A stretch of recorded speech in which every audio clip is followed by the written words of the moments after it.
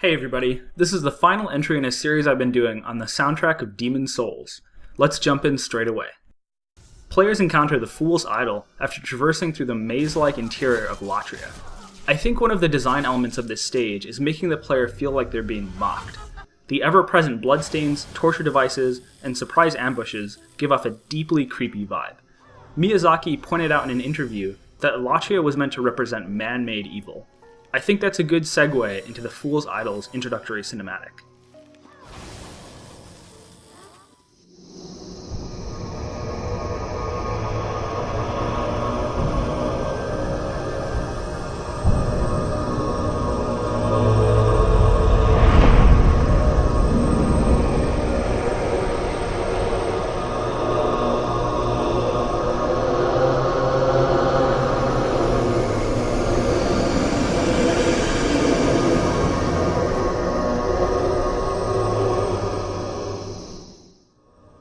The player is immediately suspicious of the awe-inducing visuals and the low, deep humming, reminiscent of an angel descending into a monastery from the heavens. There's a quiet to this introduction that I found subtly disconcerting. The slow taps of the piano and long strings, combined with the initially non-hostile boss, create a sense of quiet unease.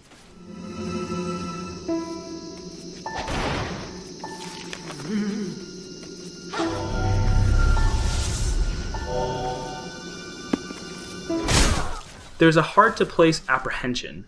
The whole level is building on an underlying feeling of dread, and I think this is where that crescendos. You're just waiting for the other shoe to drop. The highlight of the track for me is the way the music speeds up in 3 distinct stages. The music quickens as the Fool's Idol splits up, and slows down as the player runs away to hide behind a pillar.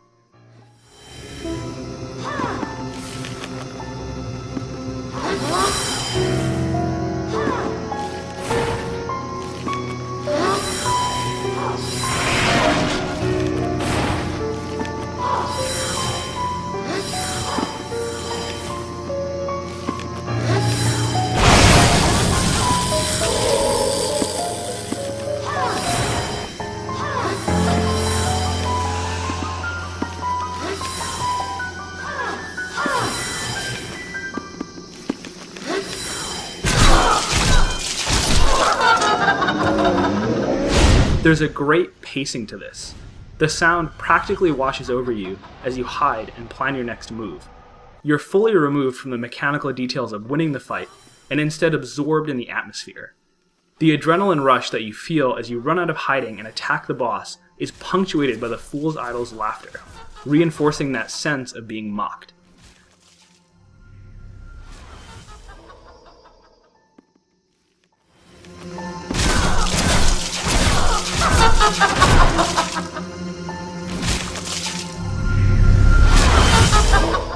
She's laughing at you, even as you're destroying her, delivering a feeling that the fight is not all what it seems. There's a fantastic tension, and each little piece of sound aligns perfectly with the surrounding area and the setup of this fight. There's no good mechanical reason to be tense as you go through this fight. It's incredibly easy, but so engrossing that you hardly notice it. I think it's easy to take a great game soundtrack for granted, because oftentimes its greatness comes from aligning with a large, cohesive big picture. The sound is good on its own, sure, but it's great when it matches up with the other gameplay elements.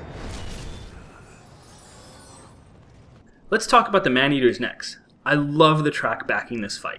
The initial music is very subtle, replacing the piano taps of the Fool's Idol fight with strung plucks and a slow drum beat.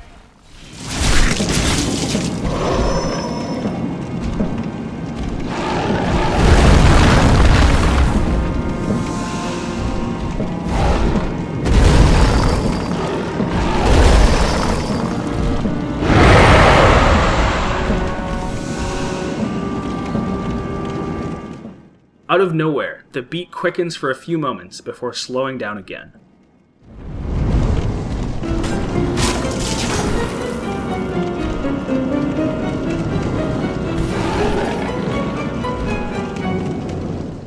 The sharp transitions between fast and slow prime the player's feeling of panic. The player can almost predict that there's more to this fight than meets the eye, even if they don't recognize it consciously. The music sets up the entrance of the second Maneater perfectly, surprising the player and inducing full-blown panic. This is another fight where I was taken aback by how much of a difference the sound makes. Take a look at this clip with no backing music.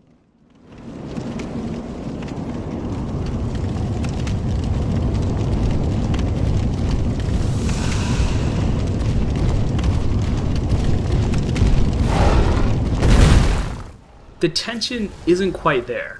It's easy for the player to focus on the Maneater's clumsy AI. With the backing track in place, the sound does a fantastic job immersing the player. The player really feels like they're in their player character's shoes. The sound makes it hard to pull back and focus purely on the mechanics. As the music fades away, the only sound the player hears is their footsteps on the stone pathway. This gently breaks the player's immersion, bringing them out of their tense mindset and helping them better appreciate their hard-fought victory.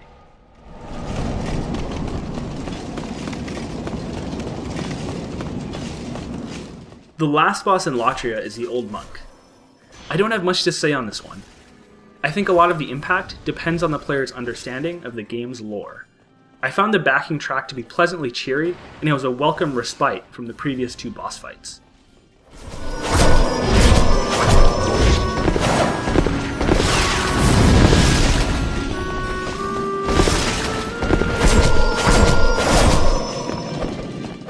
Many of the boss fights that have worked well so far had great intro sequences, so I think it's worth pointing out that this doesn't have to be the case. The adjudicator has the player descend a set of long staircases to reach the boss's weak point, occasionally getting glimpses of the boss through their peripheries. This is backed by, I think, either a flute or clarinet that conveys a somewhat bewildered tone.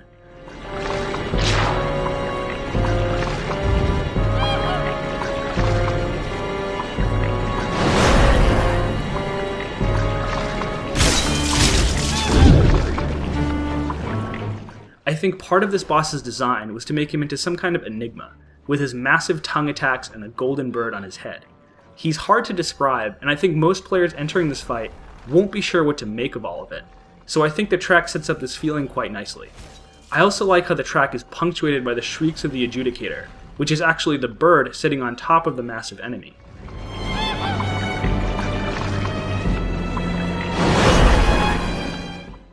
It's a neat audio cue to remind the player to get out of the way, but it also adds to the mystique of the fight. The track eventually transitions into some long strings, which at least in my case lined up with when I first knocked down the adjudicator. The whole thing is kind of perplexing, what with this giant being actually being controlled by a bird, and I think the strings play into that a bit. It's nice that the clarinet comes back in the middle of this too. It provides a sense of conclusion, like you figured out what you need to figure out, even if you don't exactly understand what's going on here.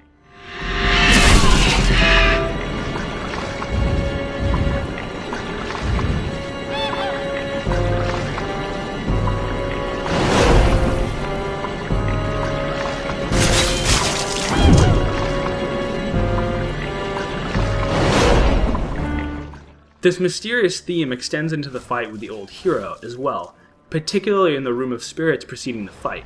Though I think the designer's main intent here was to create a feeling of tension. I get this most from the heartbeat sound added to the intro track.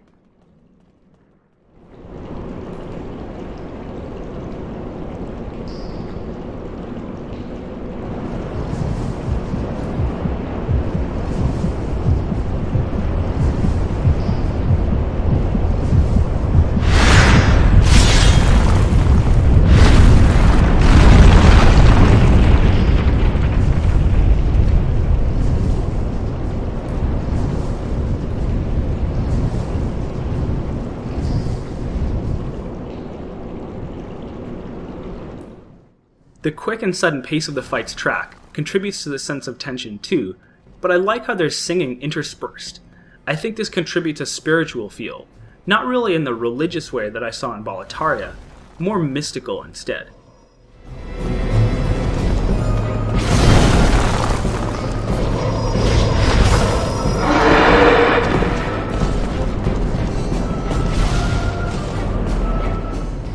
I felt equally puzzled as I did tense, watching the old hero blindly attack random corners of the room. It's not quite the unease the player feels in Latria. It's more like a confused sense of awe. The Storm King introduction caps this off nicely.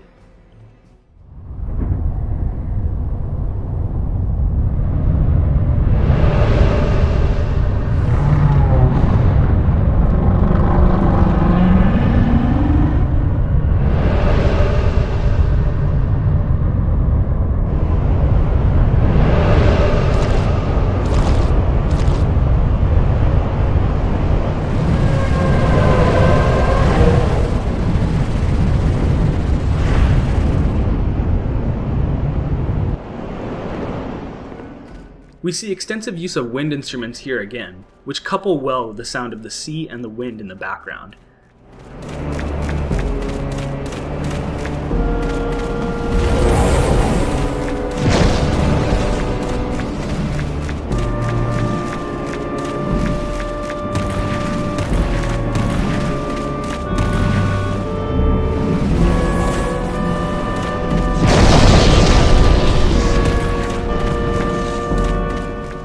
This fight feels neither tense nor like an epic one-on-one battle.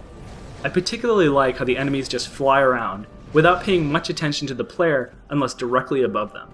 The backing track, while not exactly relaxing, is lighthearted and easy to listen to. The player feels like they've walked in on something rather than confronting a demon blocking their path, and I think this fits the motif of the level. I think this is the part of Demon's Souls where players start to feel like they're owning the challenge of the game rather than being crushed by it. At least that's the feeling I got pulling the Storm Ruler out of the ground and hammering the Storm King with it.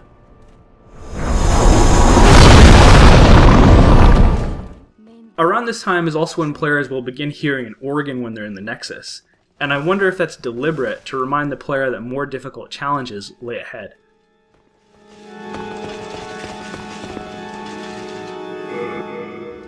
The last area to talk about is the Valley of Defilement, which was designed to represent natural evil. The Leechmonger fight's introduction has a decidedly Jaws-like feel to it.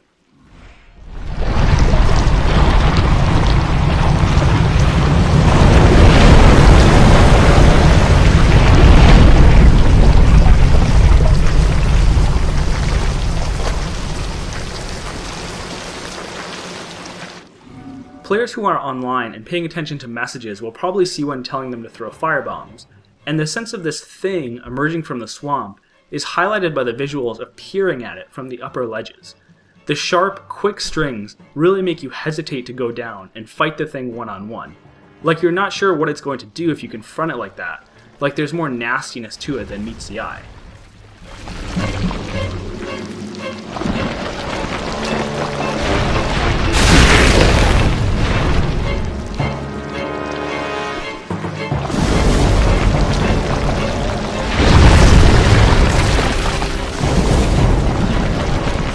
Once you kill it, which is a fairly short affair, the sloshing sounds of your character trudging around in the swamp are a subtle way to transition the player into the environment of the next area.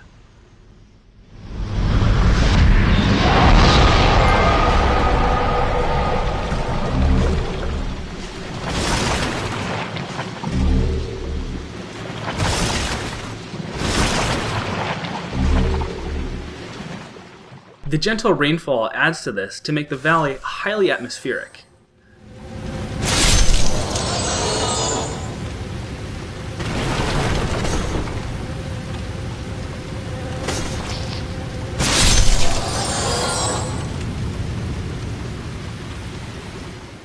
Due to a limitation in draw distance and the darkness of the area, the player can't see very much while they're exploring the swamp, and the continuous rain effect combined with items lighting up in the distance make it seem like a vaster place than it actually is.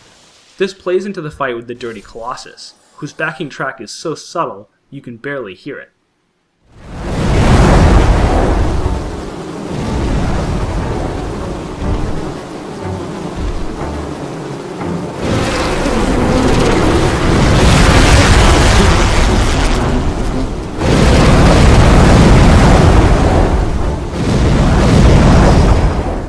I love the gentle crackling fire in the background, which meshes nicely with the Colossus's weakness to fire. Fire has historically been seen as a purifying force, so I like how the first two bosses in this incredibly dirty area are weak to it. In the last fight with Estrella, the fire effect is nearly constant, even when the player isn't standing near any flames. There is nothing here for you to pillage or plunder. Please, leave quietly.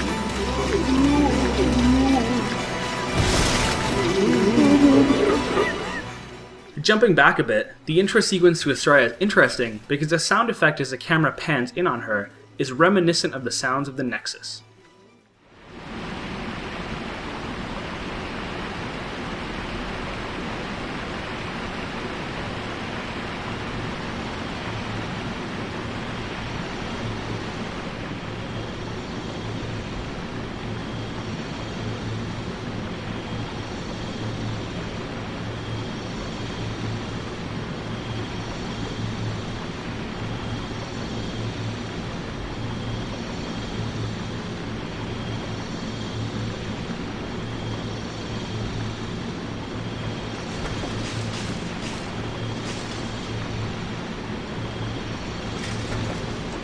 Go forth, Galvinland. May you be unharmed. The player is left pondering whether this is really an evil demon, and the image of a knight walking forward, combined with Estrella's dialogue, make you wonder who the antagonist in this conflict really is. I was reminded of the maiden's words as the player levels up. Art thou done?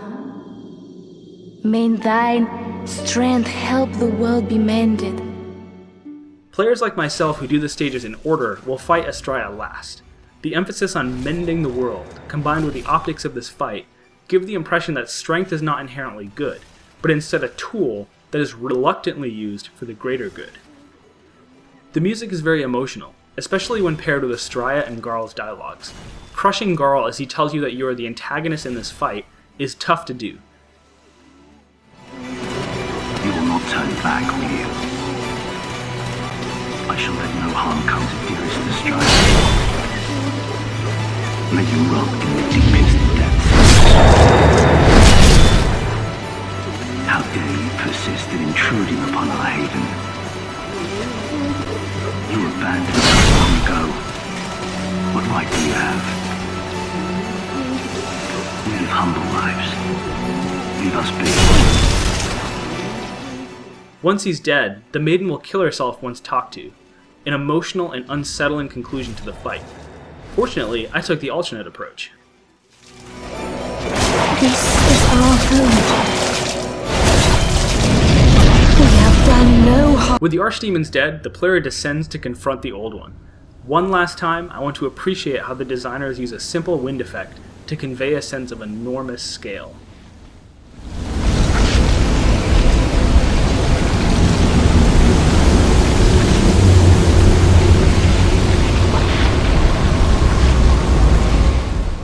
The fight with King Allant uses an epic track that is heavily toned down, almost subdued. Listen to it softly play in the background as Allant desperately tries to crawl toward you.